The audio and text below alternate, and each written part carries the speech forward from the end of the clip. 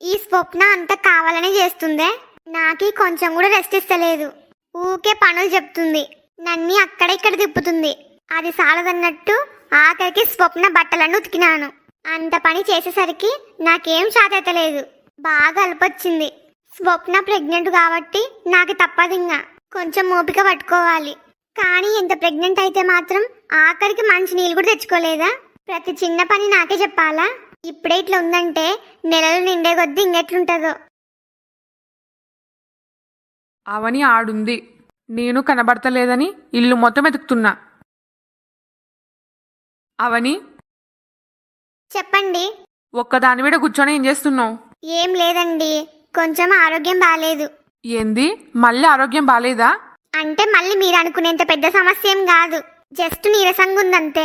మరి పొద్దున్న లేచిన కానుంచి ఇంటి పని చేస్తూనే ఉంటావు, కొంచెం కూడా రెస్ట్ తీసుకోవు. మరి నీరసంగా ఉండక ఇంకేముంటది? రోజు చేసే ఇంటి పని వల్ల నాకేం సమస్య లేదు, కానీ కొత్తగా మీ చెల్లెలు చెప్పే పనులు ఎక్కువైనాయి. అందుకే పని కష్టవుతుంది, నాకి నీరసం వస్తుంది. అవని, డాక్టర్కి ఫోన్ చేయనా? ఏంది డాక్టర్కే? ఇది మరీ బాగుంది. నాకు జస్ట్ నీరసం అంతే, కొద్దిసేపు రెస్ట్ తీసుకుంటే సెట్ అవుతుంది. దానికి కూడా డాక్టర్కి ఫోన్ చేస్తారా ఎవరన్నా? నువ్వు ముందరనే వీక్, తిండి కూడా సరిగ్గా తినవు, మళ్ళీ ఇంటి పనులన్నీ నువ్వే చేస్తావు. ఇంతకు ముందు నీరసంతో కళ్ళు తిరిగి పడిపోయినట్టు మళ్ళీ పడిపోతే నా భయం నాది. అందుకే డాక్టర్కి ఫోన్ చేస్తా అని చెప్పినాను. ఏం అవసరం లేదండి, నేను పోయి రెస్ట్ తీసుకుంటా. సరే. అవని, అవని, ఏడున్నావు?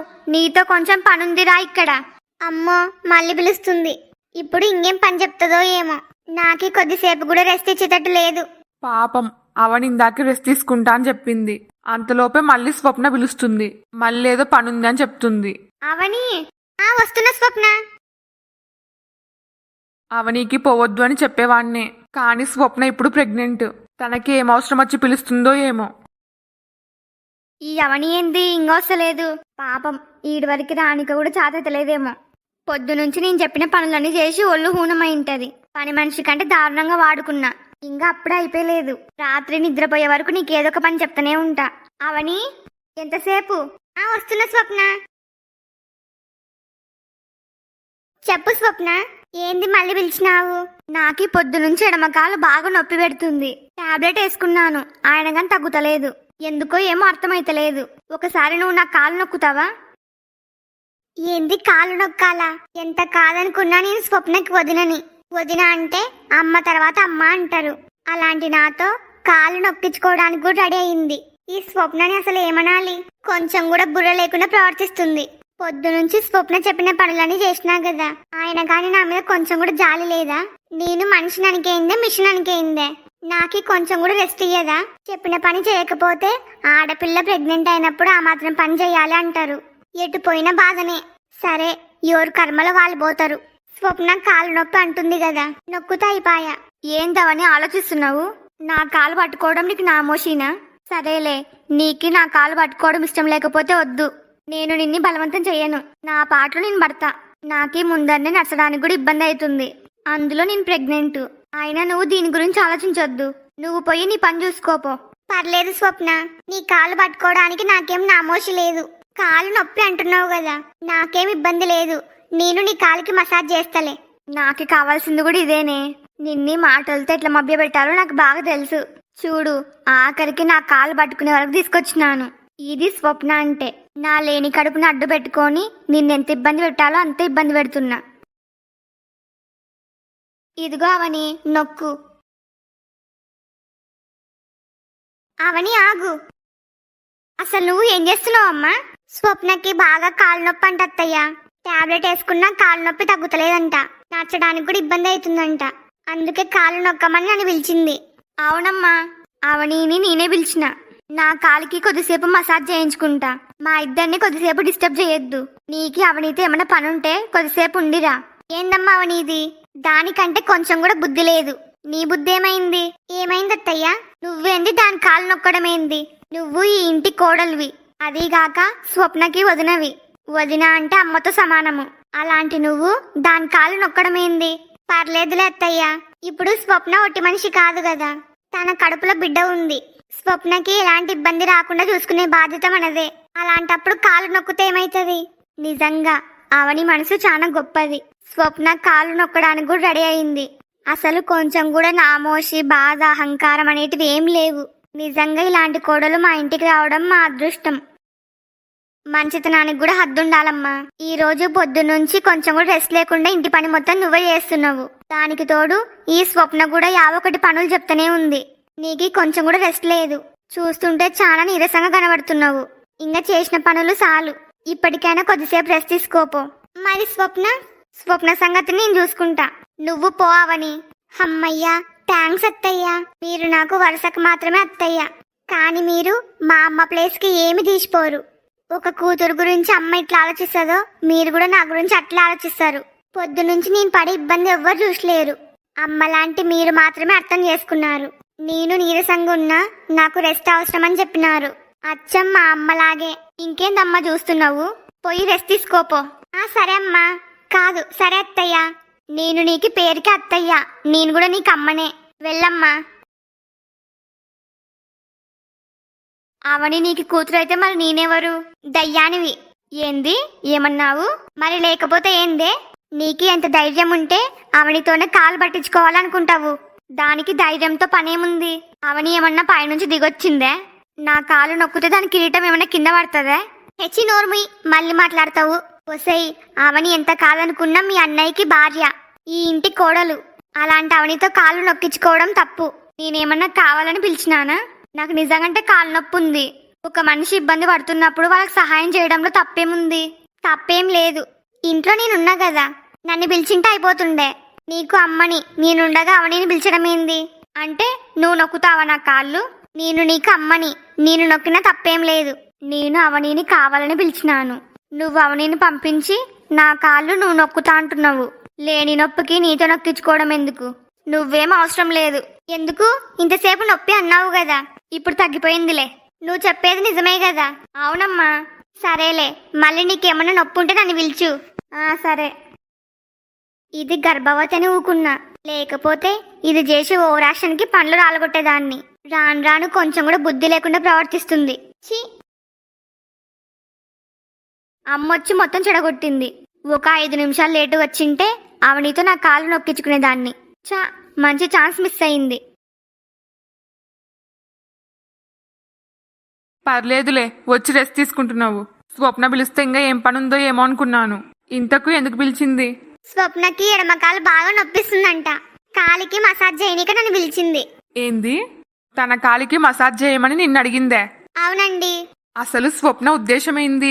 అవని తన కండ్లకి ఎట్లా కనబడుతుంది? పాపం అమాయకురాలు. ఎంత పని చెప్పినా ఏం పని చెప్పినా నోరు మూసుకొని చేస్తుంది అనుకుంటుందే. అసలు స్వప్నకి ఎంత ధైర్యం?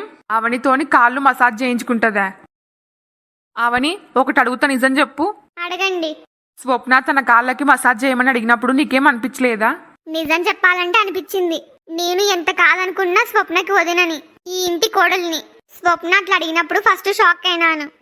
తర్వాత అనిపించింది మన స్వప్ననే కదా, అందులో ప్రెగ్నెంట్, కాళ్ళు నొప్పి అంటుంది. అలాంటప్పుడు మసాజ్ చేస్తే ఏమైతుంది అనుకున్నాను. అంతలోనే అత్తయ్య వచ్చింది, నన్ను తిట్టింది. స్వప్న గురించి నేను చూసుకుంటా, నువ్వు పోయి రెస్ట్ తీసుకో అని చెప్పింది. నిజంగా మా అమ్మ గ్రేట్. అందరినీ మంచిగా అర్థం చేసుకుంటది. అత్తయ్యని చూస్తే మా అమ్మనే గుర్తొచ్చింది నాకు. నన్ను ఒక కోడల్లాగా కాదు, కూతురులాగానే చూసుకుంటది. నువ్వు కూడా మా అమ్మని మా నాన్నని అత్త మామల్లాగా కాదు, అమ్మ నాన్నల్లాగానే చూసుకుంటావు.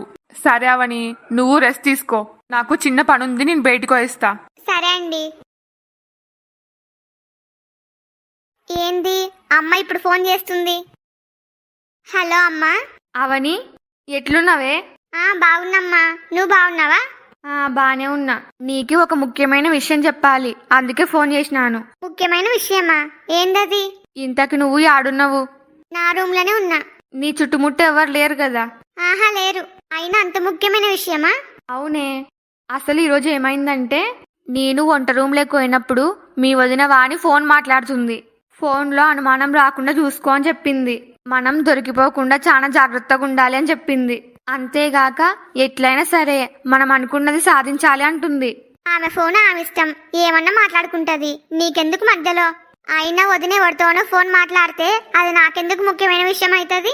నీకు ఫస్ట్ వేరే పని పాట లేదు, అందుకు నాకు ఫోన్ చేసి సంబంధం లేని విషయాలు చెప్తున్నావు. ఒసై మొద్దు ముఖం, నేను చెప్పేది పూర్తిగా విను. అది ఎవరితోనో ఫోన్ మాట్లాడితే నేను కూడా పట్టించుకునేదాన్ని కాదు. లాస్ట్కి ఫోన్ కట్ చేసేటప్పుడు సరే స్వప్న అనింది. ఏందమ్మా నువ్వు చెప్పేది? అవునే, అంటే నా ఆడపడుచు స్వప్నతో మాట్లాడిందే? నేను మీ వదిన్ని అడిగినాను, స్వప్నతో ఫోన్ మాట్లాడుతున్నావా అంటే అవును అనింది. కానీ మీ ఆడపడుచు స్వప్న కాదు, నా ఫ్రెండ్ స్వప్న అంటుంది. అవునా? నాకు తెలిసినంత వరకు వదినకి స్వప్న అనే ఫ్రెండ్ లేదు కదా. నాది కూడా సేమ్ డౌట్.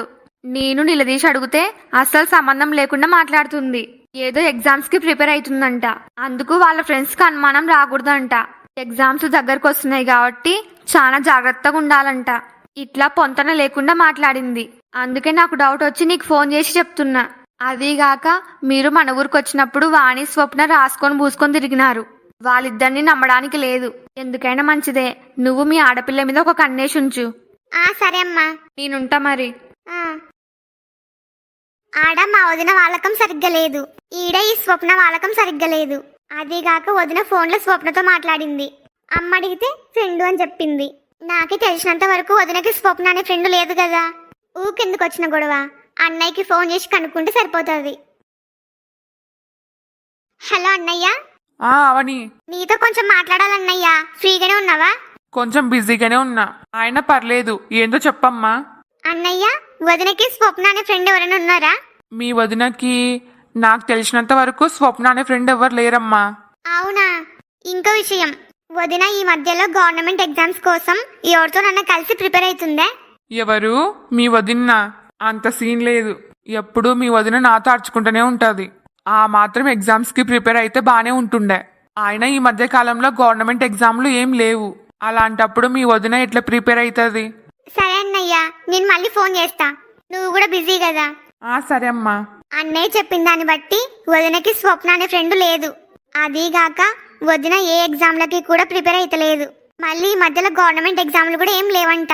అంటే కన్ఫామ్ గా వదిన అబద్ధం చెప్పింది. దానర్థం ఫోన్లో మాట్లాడింది స్వప్నతోనే. ఆయన కూడా స్వప్నతో అనుమానం రాకూడదు, జాగ్రత్తగా ఉండాలని ఎందుకనింది? వాళ్ళిద్దరు కలిసి ఏమైనా ప్లాన్ చేస్తున్నారా?